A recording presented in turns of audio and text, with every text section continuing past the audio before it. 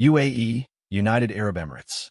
Rejects report alleging support for RSF training camp in Ethiopia. Abu Dhabi has repeatedly said it is not involved in Sudan's civil war in any way. The UAE has rejected allegations in a report that it financed and supported a training camp in Ethiopia for Sudan's paramilitary rapid support forces, RSF. A senior UAE official told The National on Thursday that the Emirates categorically rejects claims that it provided weapons, funding, trainers, or logistical support to the RSF, reiterating that it is not a party to Sudan's conflict and is focused on humanitarian aid and ceasefire efforts.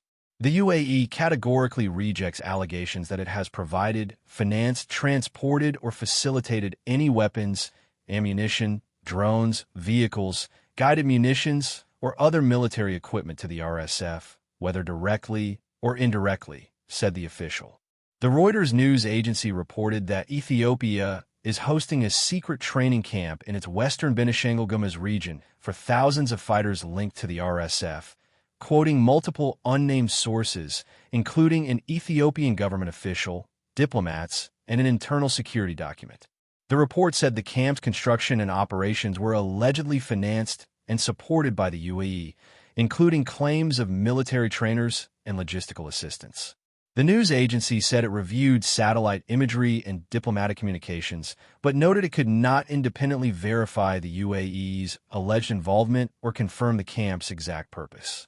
The UAE has repeatedly made clear that it is not a party to this conflict and is not in any way involved in the hostilities, said the official, adding that the claims are unfounded and do not reflect the facts on the ground or the UAE's long-standing and transparent position.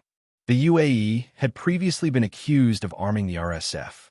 The war in the country started when tension between Sudan's army chief and de facto leader, Gen Abdel Fattah al-Burhan, and RSF commander Gen Mohammed Dagalo, over the future of the armed forces and the paramilitary group in a democratic Sudan, erupted into fighting.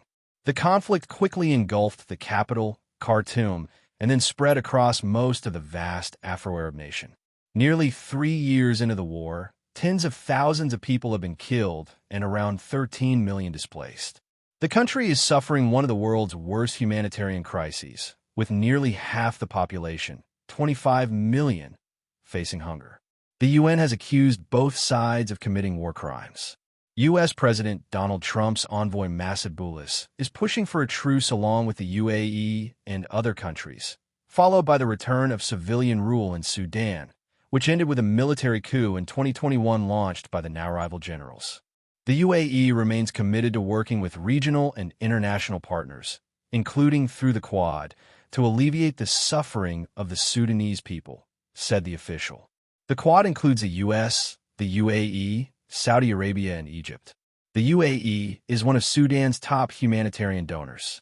Over the past decade, Abu Dhabi has provided more than $4.24 billion in assistance to the war-torn country, including almost $800 million in humanitarian aid since 2023, according to figures provided by the UAE Foreign Ministry.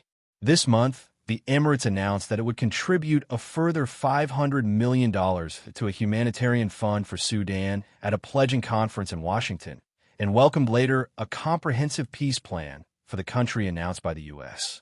Several countries in the region have been deploying troops and military equipment to bases in East African countries and forging agreements with countries including Somalia, Ethiopia, and Djibouti.